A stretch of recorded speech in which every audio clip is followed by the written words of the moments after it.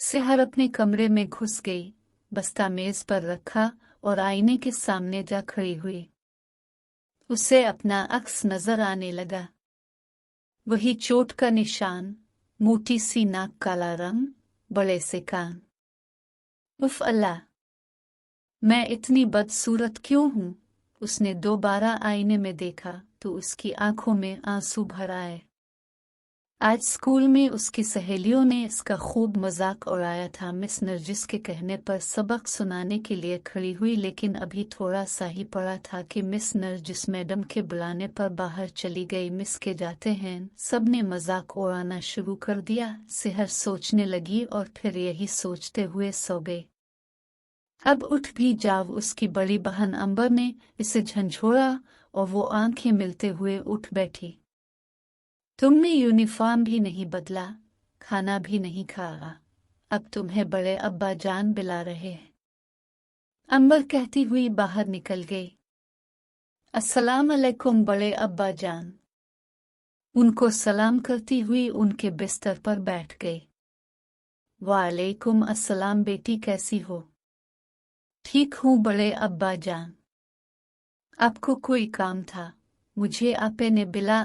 नहीं, कोई काम नहीं है, मगर ये बताओ इतनी उदास क्यों नजर आ रही हो और तुम आज मेरे पास क्यों नहीं आए? उन्होंने पूछा। बड़े अब्बा जान, दरअसल वो मैं। इसकी समझ में ना आया कि क्या कहे। इसका मतलब है कि स्कूल में कोई बात हुई है। क्या हुआ भाई, फिर किसी से झगड़ा हो गया? उन्होंने प्यार से पूछा। बस अब मैं स्कूल नहीं जावेगी, सब मेरा मजाक उड़ाते हैं। इसने रोना शुरू कर दिया। अरे भाई, इसमें रोने की क्या बात है? बड़े अब्बा ने इसके सर पर हाथ फेरा। मैं बदसूरत हूँ, काली हूँ, मुझसे नफरत करते हैं बड़े अब्बा जान। क्या मैं बहुत बारी हूँ? रोते हुए आखिर में उसने सर उठाकर मासूमाना अंदाज में पूछा। बेटी, तुम बहुत प्यारी और अच्छी बच्ची हो।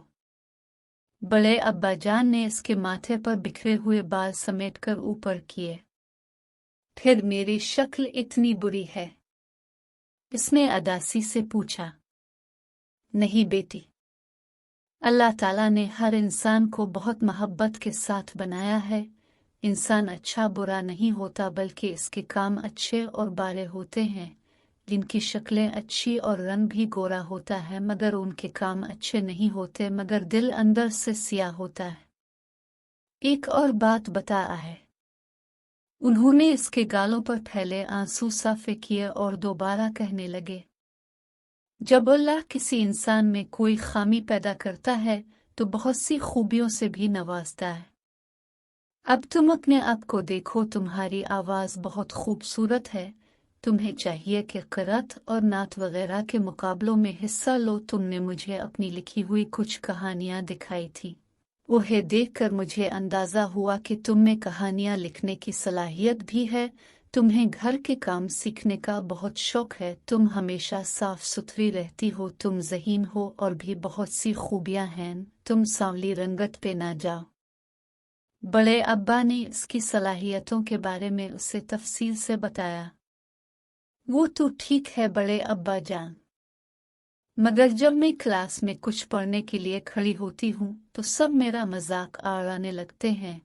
मैं क़िरात और नात कैसे पढ़ सकती हूँ? वो उलझते हुए बोली। देखो सेहर, अब ये काम तो तुम्हें खुद करना है कि अपने अंदर खुद एतमादी पैदा करो।